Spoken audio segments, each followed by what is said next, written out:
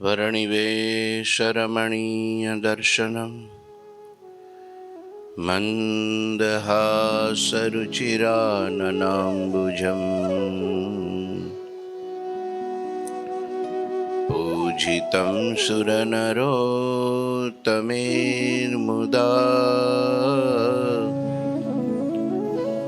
धर्मनन्दनमहं विचिन्तये। गुरुर्ब्रह्मा गुरुर्विष्णु गुरुर्देवो महेश्वर गुरुः साक्षात् परं ब्रह्म तस्मै श्री गुरुवे नमः। ओम अवतारिणे श्री स्वामिनारायणाय नमो नमः। श्री घनश्यामाय नीलकंठाय सहजानंदाय च नमो नमः। हरे कृष्णाय परम ब्रह्मणे च नमो नमः। श्री सद्गुरु चरण कमलेभ्यो नमो नमः। बोलो श्री स्वामिनारायण भगवाननी, श्री ठाकुर जी महाराजनी, श्री हरि कृष्ण महाराजनी, श्री घनश्याम महाराज, श्री सद्गुरुदेवनी जय, श्री 500 परमहंसनी जय। जय श्री स्वामिनारायण। श्री पुरुषोत्तम चरित्र अध्याय 22मो। बाळ प्रभुनो उपनयन संस्कार અને તેમને ગુરુએ કરેલો ઉપદેશ। કવિશ્વર દલપતરામજી જાડેજા દરબાર અભેશી બાપુની પ્રેરણાથી અદ્ભુત આ ગ્રંથનું લેખન કરે છે। બ્રહ્મચારી મહારાજ શ્રી મુકુંદ બ્રહ્મચારી, મૂળજી બ્રહ્મચારી, એમને આના વક્તા બનાવ્યા। શ્રોતા દાદા ખાચર છે। અદ્ભુત કથા લખે છે। પુરુષોત્તમ વૃષપુત્ર કુનયુપવિત દીનો યંગ, સુનહુ નૃપ વર્ણન કરું પાવન સોઈ પ્રસંગ। जन्म हूँ ते जब अष्टम वर्षा, हरि को भया तबे पीतु हर्षा। उपवीत देन को करी विचारा, ताको मुहूर्त करन निर्धार। पुरुषोत्तम वृषपुत्र को उपवीत दीनो अंग। हे राजन, દાદા ખાચરને સંભળાવે છે। ધર્મપુત્ર શ્રી પુરુષોત્તમને જનોઈ આપી તે પાવન પ્રસંગ હવે હું વર્ણન કરું છું। સાંભળો કથા। જ્યારે ઘનશ્યામ મહારાજના પ્રાગટ્ય થયા પછી તેમને 8 વર્ષ થવા આવ્યા। કેટલા? 8 વર્ષ। ત્યારે પિતાને હર્ષ થયો। પછી શ્રીહરિને જનોઈ દેવાનું વિચારી તેનું મુહૂર્ત જોવાનું નિર્ધાર્યું। થોડા થોડા આમ બેસો ને, ખુરશી થોડીક નજીક રાખો ને। હા, એમ આમ ડોકું કરવું પડે, ઘડીક આમ ડોકું કરવું પડે। હા, પછી દાદાઓ ધીરે ધીરે આવતા જાય। ઘનશ્યામ મહારાજને પ્રાગટ્ય થયા એને હવે 8 વર્ષ થયા છે। 8 વર્ષે બ્રાહ્મણમાં, ક્ષત્રિયોમાં અને વૈશ્યમાં ઉપવિત કહેતા જનોઈ આપવાનો વિધિ હોય છે। 16 સંસ્કારમાંનો એક સંસ્કાર છે। જનોઈ લેવી છે ને, નથી લેવી? 8 વયા ગયા, હોળે લઈશું। જ્યારે લેવો હોય ત્યારે એમાં થોડું આગું પાછું। 60 લીધી, હા જો હજી 60 વર્ષે લીધી તો 8 હોળમાં હું એમાં સમય છે ભાઈ. આ તો સમય પ્રમાણે થોડું પરિવર્તન તો થાય, પણ એવું નહીં કે લીધી નહીં 8 વર્ષ વયા ગયા એટલે હવે છે તે આપણે લેવી જ નહીં, એવું કઈ જરૂરી નહીં. જ્યારે પણ યોગ લાગે ને આપણને અંદરથી થઈ જાય કે આપણા નિયમ પડાય એવું છે. બાપા પાછા આમ બેઠા જો, બાપા અહીંયા આવતા રહ્યો, હા મેં આવું તો આમ પેલી મારે, હા બસ વચ્ચે આવતા રહ્યો. તો મારે કંઈક કેવું જ કહેવાય ને કે ભાઈ જનોઈ લેવી કે ન લેવી. 8 વર્ષના બાલ પ્રભુ થયા છે. પિતાને હર્ષ થયો કે મારો દીકરો હવે જનોઈ લેવાને લાયક ઉંમરવાળો થઈ ગયો છે, તો હવે મારે એને જનોઈ આપવી છે. પછી શ્રીહરિને જનોઈ દેવાનું વિચારી પિતાએ મુહૂર્ત જોવરાયું. હા, કોઈ પણ કાર્ય કરીએ ને થોડું મુહૂર્ત જોઈ લેવું. ઘણાને મુહૂર્તની કાંઈ પડી ન હોય, કાંઈ હવે હું મુહૂર્ત ભગવાનનું નામ લઈને જીકેડો ને કે એમ કહેવાય જીકેડો, એ જીકેડા જેવું જ હોય. પણ શાસ્ત્રમાં સત્સંગી જીવનમાં પણ લખ્યું છે મહારાજને જ્યારે પણ મંદિર બાંધવાનું થાય અને જ્યારે શરૂઆત કરવી હોય તરત માયારામ ભટ્ટને બોલાવે, ટીપણું ખોલો ટીપણું. એટલે પેલું કંઈ કરોડ ભરવણ ટીકણું નહીં જોજો પાછા. ટીપણું એટલે એનું જે પેલું શું કહેવાય પંચાંગ ખોલો, એમાંથી મુહૂર્ત કાઢો. મુહૂર્ત કાઢવું જોઈએ. આ બધું જ્યોતિષ શાસ્ત્ર છે અને એ સત્ય છે, ખોટું નથી. એની ગણતરી પણ સત્ય છે. આ જોનારામાં ફેરફાર હોય થોડો ઘણો, હા ક્યારેક અનુકૂળ આવે તો જોવરાવું, હા નો અનુકૂળ આવે પણ થાય કે આમાં છેતરાઈ જાય એમ છે તો છેટું રહેવું. પણ હવે તો શું આ નિર્ણયો આવી ગયા, સંતોને પૂછી લેવું, સ્વામી આ કામ કરવું છે, બોલો ક્યારે કરવું. સંતો તરત જોઈને કે ભાઈ 10:30 થી 12 કરો, 9 થી 10:30 કરો, કે આ વારે કરો, કે આ તિથિએ કરો, એ પ્રમાણે કરવું.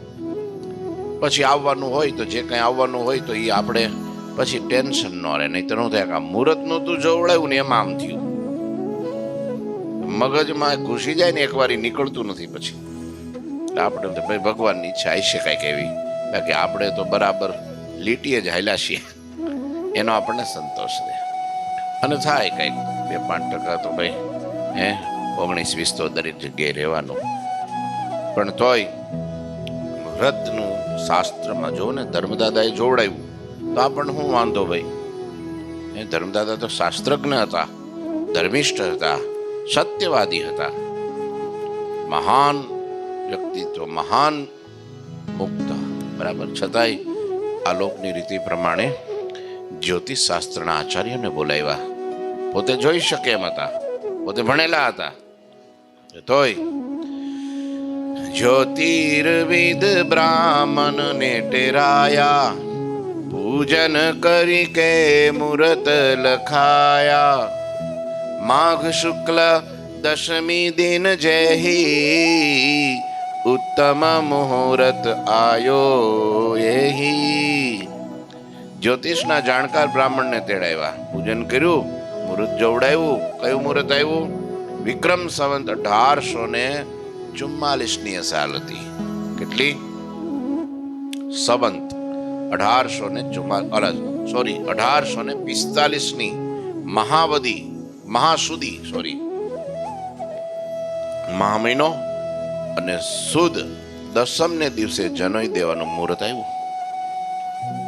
પ્રતિપુર કુમકુમ પત્રી પઠાઈ, તેરે સંબંધીન હે સમુદાયી. ભૂષણ વસન નવીન રચાયા, મંગલ સાજ અનેક મંગાયા. મને લાગે એટલે આ લોકોએ બધા આ જનોઈ દેવાનું બંધ કર્યું છે, કારણ કે જનોઈ દેવામાં ઉત્સવ કરવો પડે. એમના હાવ વરી લુખે લુખો કઈ ઉત્સવ અગાવલ, પણ આમ લગ્નમાં કરે, પાછા ચાંદલામાં કરે, અગાઈમાં કરે. હા તો પછી આમાં કરો શું વાંધો, એક વધારે. બરાબર ને? જનોઈ બહુ પવિત્ર વસ્તુ છે. હા, પણ આવ્યું. આ બાને લીધે કદાચ ઓછું કર્યું હોય કંઈક. થોડા નિયમો પાળવામાં બધું આ ખેતીવાડીના ધંધામાં કામકાજમાં કર્મે કરીને બધું થાય છે, સમજ્યા?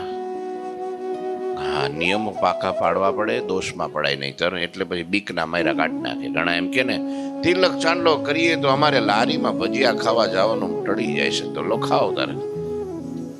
પછી શું કે ખબર, તિલક ચાંદલો કરીને જાય, કંઠી પહેરીને જાય ને વળી ત્યાં ખાવા જાય તો અમે પાપમાં પડીએ, નો કાઢીને જાય તો હું પાપમાં ન પડે? ખબર નહીં. હા, એમનામ સારું કે એમનામ એટલે પાપ નો લાગે. લે આવી તો માન્યતાઓ. હા બોલો, આપણે તો કંઠી કેમ નથી કે કંઠીમાં પહેરીએ તો ભાઈ પાપમાં પડાય. લે કંઠી પહેરે તો પાપમાં પડાય? હાલો, તો કે કેમ એમ? તો કે બહારનું બધું ખાવાનું હોય, વ્યસન કરવાનું હોય, આ બધું પવિત્રતા ન રહે અમારાથી, એટલે ભાઈ કંઠી કાઢી નાખી એટલે એમ હવે પુણ્ય થાય. લે હવે છૂટા. આવી બધી ઘર કરી ગયેલી પોતાની ઊભી કરેલી માન્યતાઓ. હે કઈ એવું થોડું છે? પણ આ કંઠી, તિલક, ચાંદલું, જનોઈ, ચોટી આપણને બુરા કામથી બચાવી દે છે, ખોટા ખર્ચાઓથી બચાવી દે છે, આપણા શરીરની પવિત્રતા રાખે છે. આપણા મનની, શરીર પવિત્ર હોય તો મન પવિત્ર આપોઆપ થાય છે, ન થાય? શરીર અપવિત્ર રાખે, મન હું ધૂળ થાય ભાઈ પવિત્ર? હે થતું છે? ક્રિયાઓ જ, કર્મો એ વખતના જેના જેના હતા એના કારણે કરીને એના વિચારો એવા થઈ ગયા જેના કારણે ધીરે ધીરે એના ધર્મો પણ અલગ થઈ ગયા. જોયું તમે? હે હા, એવા એવા ભાવને પામી જ જાય ને એને એમ થઈ જાય આ જ છીએ અમે. એટલે જનોય બહુ પવિત્ર વસ્તુ છે. યજ્ઞો પવિત્રમ પરમમ પવિત્રમ પ્રજાપતિર્યત સહજત પુરસ્તાત આયુષ્મ માર્ગમ પ્રતિમુંચ શુભ્રમ યજ્ઞોપવિતમ બલમસ્તુ તેજઃ. આવું શાસ્ત્રમાં લખ્યું છે. ધારણ કરવાથી તન મનની પવિત્રતા, જે કંઈ આપણું જે હોય ને એ બધું નવો જન્મ. યજ્ઞો પવિત્ર એટલે શું? નવો જન્મ. આ દ્વિજ કહેવાય ને, દ્વિજ. જનોય ધારણ કરવાથી શું બને? દ્વિજ. અમુક અમુકના 2 જન્મ હોય. પક્ષીઓમાં 2 જન્મ થાય. પેલા ઈંડું મૂકે એટલે 1 જન્મ, ઈંડું ફૂટીને બચ્ચું બહાર આવે એટલે બીજો જન્મ. એટલા માટે પક્ષીઓને દ્વિજ કહેવામાં આવે છે. દ્વિજ 2 વખત જાય. જાય એટલે જન્મ. 2 વખત જેનો જન્મ છે એને દ્વિજ કહેવાય. તો મનુષ્યમાં પણ અમુકને દ્વિજ કહેવાય છે. શા માટે? એના 2 જન્મ. એક માતા થકી જન્મ અને બીજો ગુરુ થકી જન્મ. માતા શરીરનો જન્મ આપે છે અને પછી જ્યારે 8 વર્ષનો થાય ને પછી એને યજ્ઞોપવિત સંસ્કાર કરવામાં આવે ત્યારે એનો બીજો જન્મ થાય છે. દીક્ષા ધારણ કરવા માટે મુમુક્ષુ પોતાના ગુરુના શરણે આવે ત્યારે ગુરુ એમને જનોય આપે, ત્યારે એનો બીજો જન્મ થયો. કયો? પાછળના જન્મ ઉપર પડદો પડી ગયો અને હવે તમને બીજો જન્મ થયો. એટલા માટે આ બહુ જરૂરી છે.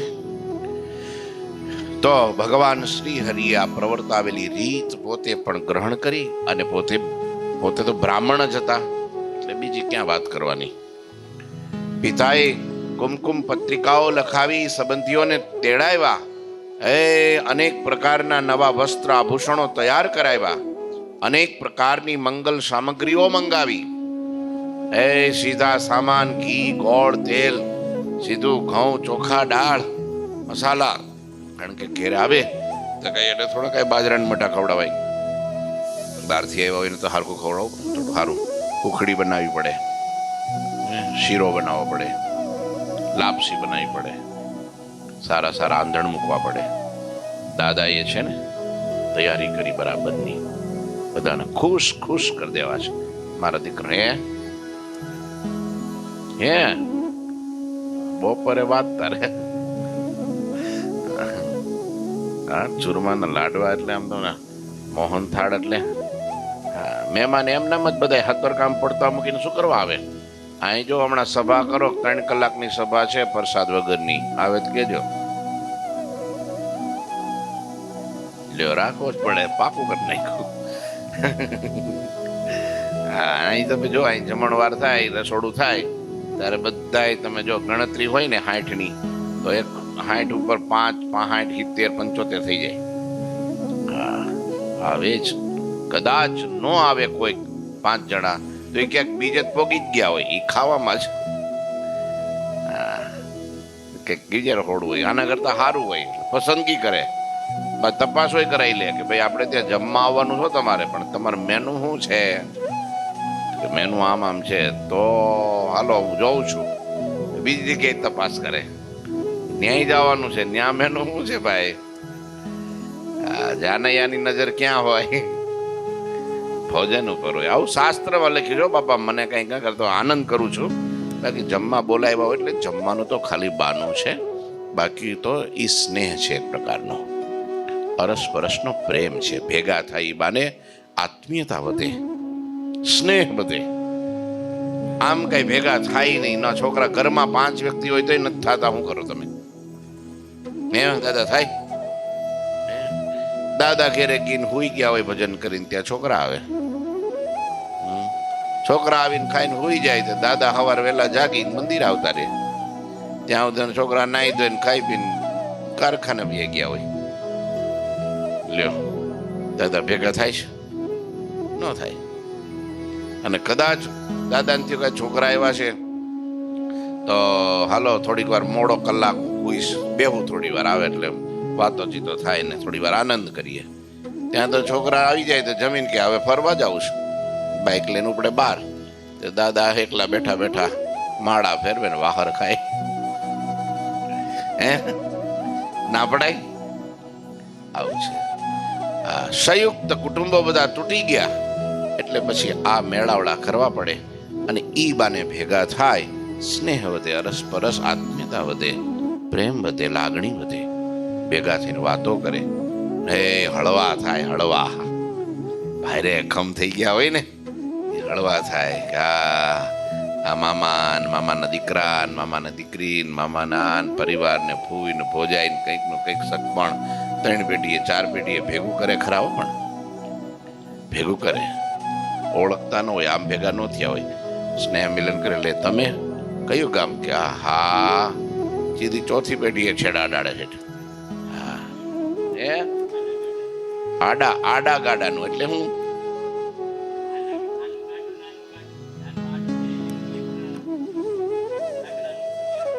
લ્યો. હા, તમારે ઘેરે કયું લાકડાનું ગાડું? તો બાવળનું. તો કે અમારે ત્યાં બાવળનું જ છે.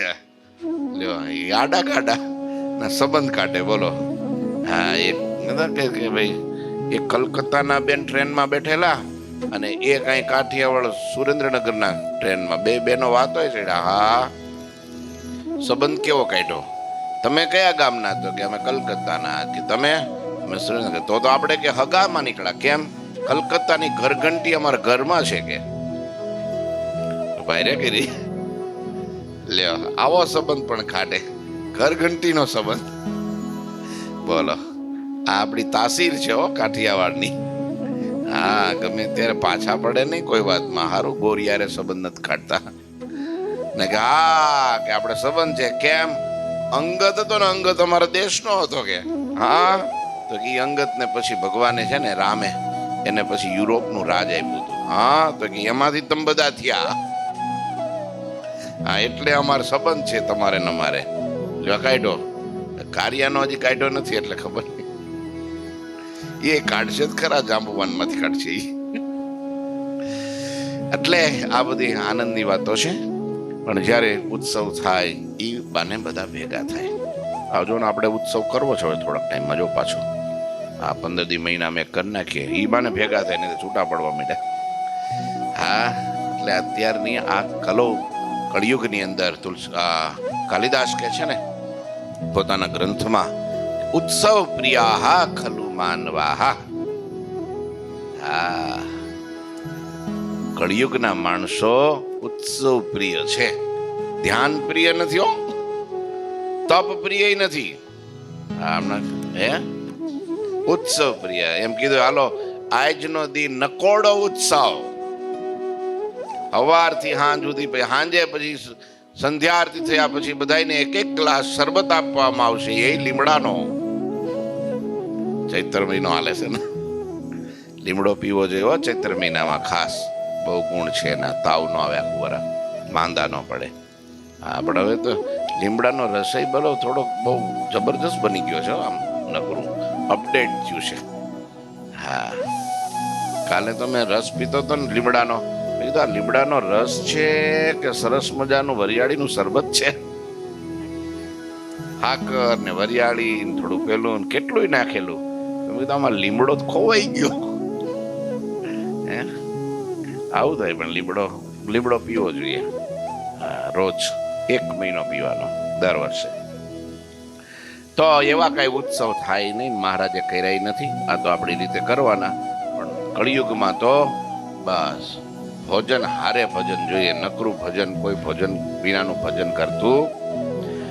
દાદાએ શુભ સરસ મજાની વળી ઘરને સારી રીતે શણગાર્યું. એમાં કુશળ ચિત્રકારે ચિત્રો બનાવ્યા. વિશાળ ને સુંદર મંડપ રચાયો. સ્થાપના, ધજા, પતાકા અને માળાઓ શોભતી કરી. અતિ અદભુત પોતાનું ઘર શણગાર્યું.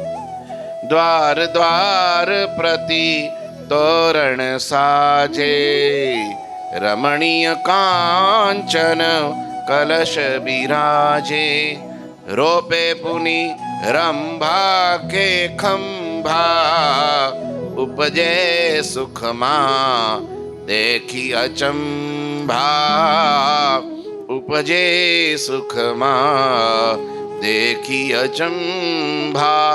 દરેક દરવાજે દાદાએ તોરણ શોભી બાંધ્યા હતા, સરસ મજાના શોભાયમાન. દરવાજે દરવાજે તોરણ શોભી રહ્યા હતા. ઠેક ઠેકાણે સોનાના સુંદર કળશ શોભતા હતા. કેળના થંભ રૂપ્યા હતા. બધી શોભા જોઈ સૌને આશ્ચર્ય થતું. ત્યાંથી નીકળતા કે આ શું મોટો ઉત્સવ લાગે છે. એ વખતે બેનરની પ્રથા નહોતી, બેનરો છપાતા નહોતા, પ્રિન્ટર નહોતા ને. નહીં તો દાદા આખા સરવાર દેશમાં બેનર બેનર બેનર લગાડી દેતો. હવે તો બેનરનો જમાનો છે ને ભાઈ, એ વખતે હતું નહીં. પણ આજ બેનર એક જણાને ખબર પડે એટલે આખા ગામમાં કહી દે કે કંઈક લાગે છે દાદાને ઘેરે. બધું ઢોલ ટીપાવે, હાથ પડાવે, નો બધું કરે. ગામડામાં હું ઢોલ વગડાવે, એ ફલાણા ભાઈ ને ઘેરે બપોરે 12 વાગે જમવા આવજો. તો આવે ઢગલા ઢગલા બધા વાણંદ કેવા જાય. હું છે પ્રસંગ કઈ પૂછવાનું નહીં, ખાલી જમવા આવજો બસ. એટલે ત્યાં જઈને ખબર પડી જાય. ત્યાં જાય પછી ખબર પડે.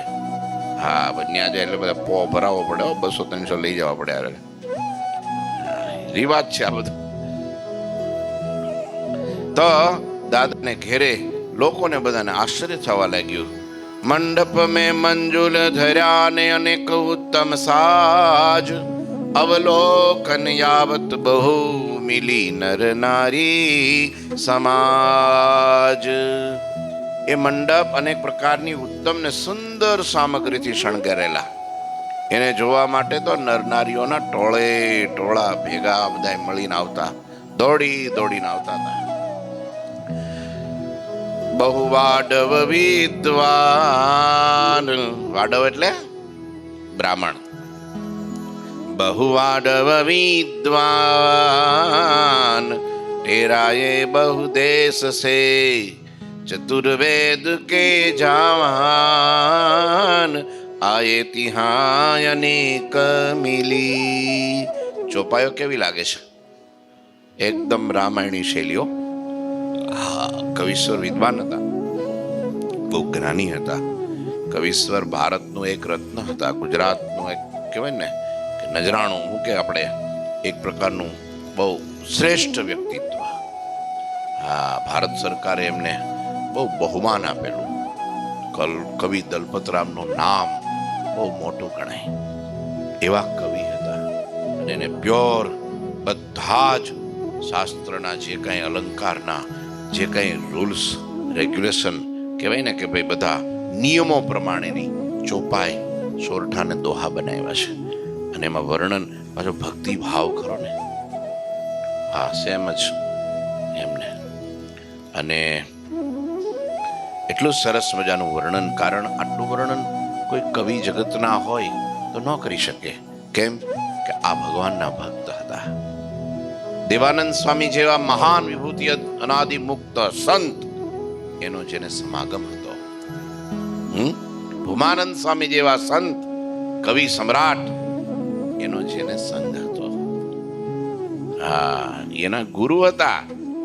અને આ બધું કાવ્ય દેવાનંદ સ્વામી અને ભૂમાનંદ સ્વામી પાસે શીખેલા મૂળીમાં. હા, એટલે પછી બાકી રે કઈ?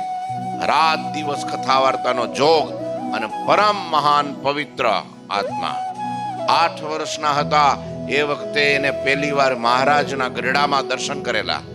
પોતાના પિતા દયાલાલ એના ખભે બેઠેલા. 8 વર્ષના. મહારાજની માણકી રૂમઝુમ રૂમઝુમ રૂમઝુમ રૂમઝુમ કરતી આવતી હતી. ગીતો ગવાતા હતા. ભૂમાનંદ સ્વામીએ ગાયેલું સર્વે સખી જીવન જોવાને ચાલો તો દાઈબાભાઈ. અને ઓટા ઉપર એના પિતા ઉભેલા અને એના ખભા ઉપર દલપતરામ પોતે. અને મહારાજની અસવારી આવી અને ઈ સલુણી છબી જોગાવાળી મંદ મંદ હાસ્ય કરતી, આંખો નચાવતી, હાથના લટકા. એમ કીધું એમ એને લખ્યું છે. પોતાની 8 વર્ષની ઉંમરે મહારાજને એને પ્રથમ દર્શન કર્યા. 80 વર્ષે પોતે લખતા હતા અને એ વખતે લખ્યું કે એ 8 વર્ષે જોયેલી છલુણી છબી અને એ કૂદકો મારી માણકી ઘોડીથી એ નીચે ઉતર્યા અને એને હાથનો લટકો કર્યો અને ઈશારો કરી અને નાજા જોગ્યાને કીધું કે માણકીને પાવરો ધરજો. કે આટલું મહારાજ બોલ્યા. મારી આ 80 વર્ષની ઉંમરે એ શબ્દ અને એ હાથનો લટકો અને એ છબી હજી મારા સ્મરણ પટ ઉપરથી ભૂસાણતી નથી. હજી મને યાદ છે એવું ને એવું બધું સામે તરવરે છે. કેટલા મહારાજ રૂપાળા, કેટલું એનું મનમોહક, કેટલું આકર્ષણ છે ભગવાનનું. એના જ મહારાજ બેઠા છો અહીંયા. આપણે ભજન કરતા કરતા ઘણી જગ્યાએ જોઈ લઈએ. એના જ મહારાજ કેવા જો આમ જો ગાલ નાખી ગયા છે ને. આમ જો હોઠની લાલી તો તમે જો આમ જોયા કરો તો તમે હટવાનું મન જ ન થાય. હાથમાં ગુલાબનું ફૂલ હોય, સરસ મજાનો નેવી બ્લુનો પટકો હોય અને ગુલાબી જામો. તમે જો ચોયણી વાઈટ, પગમાં તોડા, બાજોઠ ઉપર એક પગ ને એક બરાબર આમ હાથાડ ઉપર ચડાવ્યો હોય. અદાથી બેઠા હોય, અદાથી આમ જાણે બાદશાહ ઠાઠમાઠ. જોજે આજુબાજુમાં મહાન અનાદિ મુક્તો. આ છબી નિરખી લીધી તો સપનામાં પછી ઈ જ આવે, લેવા ઈ જ આવે, ભૂલાય નહીં.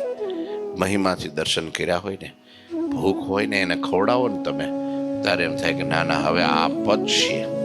ભૂખ વિનાનું ખવડાવો તો ઉલટી થાય ને કજાડા થાય. ઉનાળામાં તો ખાસ થાય ને. તાપ અનેક પ્રકારનો હોય ને આજુબાજુનો. એટલે તો કહેવાનો અર્થ છે બહુ પ્રકારના ધર્મદેવ અનેક પ્રદેશમાંથી વિદ્વાન બ્રાહ્મણોને તેડાવે છે. તેથી 4 વેદના જ્ઞાતા એવા અનેક વિપ્રો ભેગા મળીને ત્યાં આવે છે. ધર્મદેવને ત્યાં એના દીકરા ઘનશ્યામનો અગ્નિપવિત છે. અને ઘનશ્યામની ચર્ચા આખા સરવાર દેશમાં, ઇટાર દેશમાં, આખા છપૈયાનો આજુબાજુના જે કઈ અયોધ્યા પંથક બધી જગ્યાએ ચર્ચા ચાલતી હોય. એ વખતે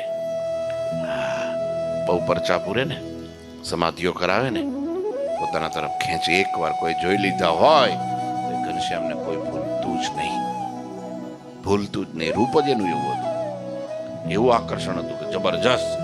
એકવાર કોઈ જોવે, હસતા જોવે, રમતા જોવે, ભજન કરતા જોવે, બેઠેલા જોવે, ચાલતા જોવે, જિંદગીમાં કોઈ દી ભૂલતા નહીં કોઈ. બોલો આવા ભગવાન.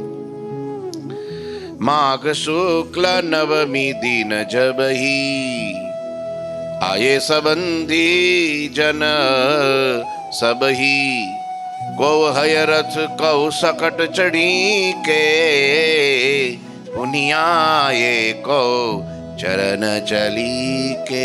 1845 મહાસુદી નોમ આવી. મુહૂર્ત કયું નીકળ્યું તો 10મનું. તો આગલા દિવસે તો આવી ગયા બધા. જો નોમ આવી ત્યારે તો બધાય સંબંધીઓ અયોધ્યામાં આવી ગયા. કેટલાક ઘોડે ચડીને આવ્યા, કેટલાક રથમાં બેહીને આવ્યા, કેટલાક ગાડા ઉપર બેસીને, કેટલાક પગે ચાલીને. લોકો દોડતા દોડતા આવવા લાગ્યા. ઘનશ્યામ મહારાજના ઉપવીત ઉત્સવના પ્રસંગને ઉત્તમ અવસર જાણી શ્રીહરિનું મુખ નિહાળવા બાળકો, યુવાનો, વૃદ્ધો, નરનારી ઉમંગમાં આવી ગયા. આપણી જિંદગીનો મોટો લાવો છે. આખી જિંદગીનું ભાથું છે, આ ચુકાય નહીં. લોકો આવવા લાગ્યા. દસમનો દિવસ આવે એ પહેલા તો 10 ઘડી પૂરી થઈ ગઈ, એ સમય પૂરો થઈ ગયેલો. ત્યારે હવે કાલે કથા અદ્ભુત મહારાજના ઉપવિત સંસ્કારની આપણે સાંભળીશું. બોલો ઠાકોરજી મહારાજની જય. શ્રીપતિમ શ્રીધરમ સર્વદેવીશ્વરમ ભક્તિ ધર્માત્મજમ વાસુદેવમ હરિ માધવમ કેશવમ કામદમ કારણમ સ્વામિનારાયણમ નીલકંઠમ ભજે શ્રી ઠાકોરજી મહારાજ.